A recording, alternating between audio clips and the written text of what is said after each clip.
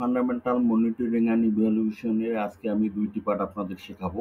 একটা হচ্ছে এমনি প্ল্যান এবং একটা হচ্ছে এমনি ফ্রেমওয়ার্ক। চলুন তাহলে দেখি what is monitoring and evaluation plan. এটা কি আমরা এখন জানবো। এমনি প্ল্যান হলো একটি নথি যা একটি প্রোগ্রাম প্রকল্পের সময়কাল ধরে কার্যক্রমের ফলাফল ট্র্যাক এবং মূল্যায়ন করতে সাহায্য করে। এটি একটি জীবন্ত নথি যা নিয়মিতভাবে উল্লেখ করা এবং আপডেট করা হয়। এটা হচ্ছে একটি প্রকল্প কিভাবে চলবে, কিভাবে তার ফলাফল ট্র্যাকিং হবে সেইটারই একটা নির্দেশিকা। What is monitoring and evaluation framework?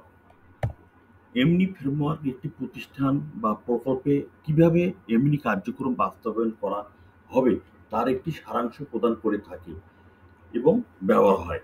এমনি ফ্রেমওয়ার্ক মেট্রিক্স নিম্নলিখিত মূল উপাদানগুলি নিয়ে গঠিত। উপাদানগুলো কি কি আমরা এখন দেখব। হ্যাঁ, এটা একটা টেবিলের মাধ্যমে আমি বুঝাচ্ছি। ফার্স্টে হচ্ছে স্তর। হ্যাঁ, আমরা কোন ইন্ডিকেটরে কোন লেভেলের ইন্ডিকেটরকে আমরা অ্যাসেস করব। ডিসক্রিপশন থাকবে এখানে। ইন্ডিকেটর ফুললি নামটা থাকবে, ইন্ডিকেটর কোন ইন্ডিকেটরকে কিভাবে আমরা ডিজাইন করব। ডিসএগ্রিগেশন মেল, ফিমেল, ডিস্ট্রিক্ট, এজ ইত্যাদি। বেজলাইন। কোনো প্রকল্প শুরুর আগে একটা বেজলাইন তথ্য নেওয়া হয় এবং পরে এন্ডলাইনের মাধ্যমে সেটা কম্পেয়ার করা হয়। টার্গেট আমাদের লক্ষিত আমরা কি করতে চাচ্ছি সেটাই আমাদের এখানে বসবে। ডাটার সোর্স আমরা যে কাজটা করব এই ডাটার সোর্সটা কোন জায়গায় আছে সেটাকে আইডেন্টিফাই করা। Frequency of data collection. হ্যাঁ, কত সময় পর পর আমরা ধরেন কোয়ার্টারলি, হাফ ইয়ারলি, মাসিক বা ইয়ারলি ডাটা কিভাবে কালেকশন করবো সেই সময়টাকে নির্ধারণ করা যায়। ফ্রিকুয়েন্সি অফ ডাটা কালেকশন সেটাই আমরা জানলাম। তারপরে রেসপন্সিবল পার্সন, এই কাজগুলো কার দ্বারা সম্পাদিত হবে এই নির্ধারিত একটা জিনিস লাগবে। এটা হচ্ছে আউটলাইন। এখন আমরা একটা প্রজেক্টকে ডিজাইন করে আমি উদাহরণ দিয়ে বুঝাই দিব। Example of monitoring and evaluation framework under nutrition project. একটা নিউট্রিশন প্রজেক্টের এমনি ফ্রেমওয়ার্ক কিভাবে কাজ করে আমি সেটা আপনাদেরকে পূর্ণাঙ্গভাবে বুঝাই দেখাবো। আমি আগে টেবিলের হেডার দেখিয়েছি যে ফ্রেমওয়ার্ক কোন জিনিসকে নিয়ে আমরা কাজ করি। এখন আমরা ইন্ডিকেটর নিয়ে কাজ করব। আমরা প্রথমে ইন্ডিকেটর হচ্ছে ইমপ্যাক্ট। ইমপ্যাক্টটা হচ্ছে প্রভাব, যেটা হচ্ছে লং টার্ম এবং সাস্টেনেবলি কতটুকু। ডিসক্রিপশন হচ্ছে ইন্ডিকেটর ইমপ্যাক্ট ইন্ডিকেটর ডিসক্রিপশনটা হচ্ছে টার্গেট জনসংখ্যার স্বাস্থ্যের অবস্থার উন্নতি। আমরা জানবো যে আমি একটা প্রকল্প নিয়েছি, সেই প্রকল্পে আমার জনসংখ্যার স্বাস্থ্যের উন্নতি কতটুকু হয়েছে তা সেটা ইন্ডিকেটরটা সেট করতেছি আমি। কত পার্সেন্ট 5 বছরের কম শিশু ডায়রিয়ায় আক্রান্ত।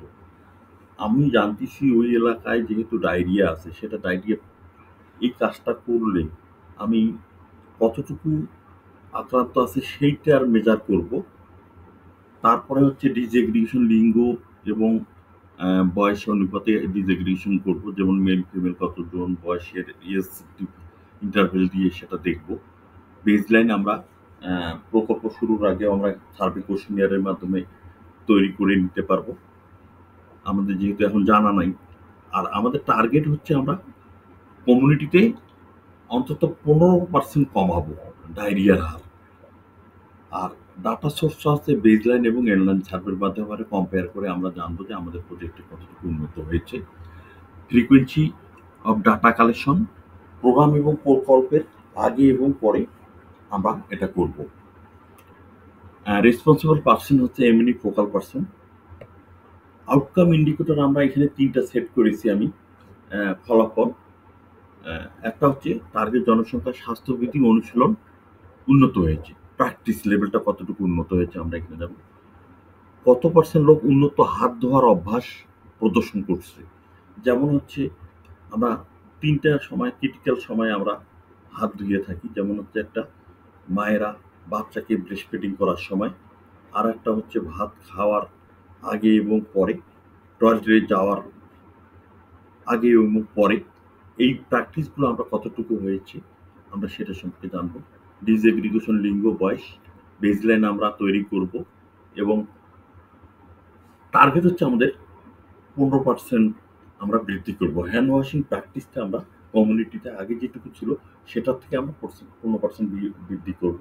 ডাটা সোর্স হচ্ছে আমরা বেজ লাইনে একটা তথ্য নিব এবং এন্ড লাইনে আমরা সার্ভে কোশ্চেনিয়ারের মাধ্যমে এটা তৈরি করে আমরা কম্পেয়ার করব।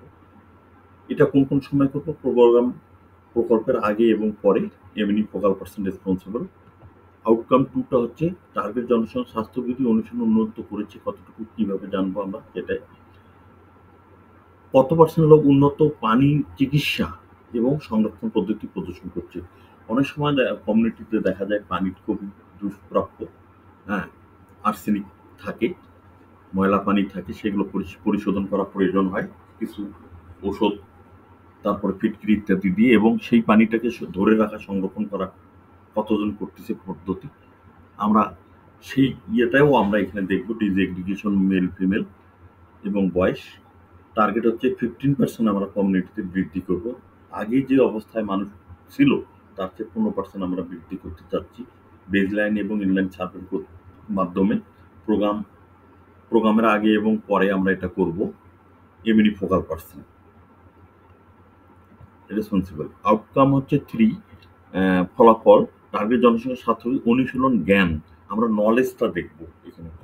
কত পার্সেন্ট উত্তরদাতা জানেন 3টি গুরুত্বপূর্ণ সময় হাত ধোয়ার দরকার? যেমন হচ্ছে আগেই বললাম যে মায়েরা বাচ্চাদের ব্রেস্ট ফিডিং করার সময়, খাওয়ার সময় এবং টয়লেট ব্যবহারের সময়। লিঙ্গ এবং বয়স, এটা ডিসএগ্রিগেশন আমরা করব। তারপরে 15% আমরা বৃদ্ধি করব বেজলাইন এবং ইনলাইন সার্ভের মাধ্যমে জানবো। প্রকল্পের আগে এবং পরে করব। ফোকাল পার্সন হচ্ছে এমনি। আউটপুট আমরা এখানে 2টা রাখছি। একটা হচ্ছে স্বাস্থ্যবিধি প্রচার কার্যক্রমে সফলভাবে উন্নত হয়েছে, এটা হচ্ছে ডেফিনিশন। কতজন লোক যারা স্বাস্থ্যবিধি প্রচার সেশনে অংশ নিয়েছিল, যেমন হচ্ছে পাবলিসিটি বা কাউন্সিলিং বা কোডিয়ার সেশন, বিভিন্ন ধরনের ট্রেনিং আমরা দিয়ে থাকি। এইগুলোতে আমরা 20,000 লোককে ধরছি, যে 20,000 লোককে আমরা টার্গেট করছি যে এদেরকে আমরা প্রশিক্ষণ দিব।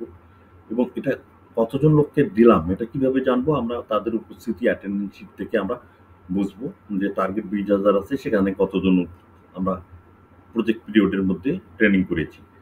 এটা হচ্ছে আমরা মাসে করব। স্বাস্থ্যবিধি প্রচার রেসপন্সিবল হচ্ছে ভলান্টিয়ার এবং হেলথ ওয়ার্কার। আউটকাম 2, স্বাস্থ্যবিধি প্রচার কার্যক্রম সফলভাবে উন্নত হয়েছে। কতজন স্বাস্থ্যবিধি কিট বিতরণ, কতজনের মধ্যে কতজনের স্বাস্থ্যবিধি কিট বিতরণ করা হয়েছে? যেমন হচ্ছে আমরা অনেক সময় পানি শোধন করার জন্য মেডিসিন, ফিটকিরি, বিভিন্ন ওষুধপত্র দিয়ে থাকি।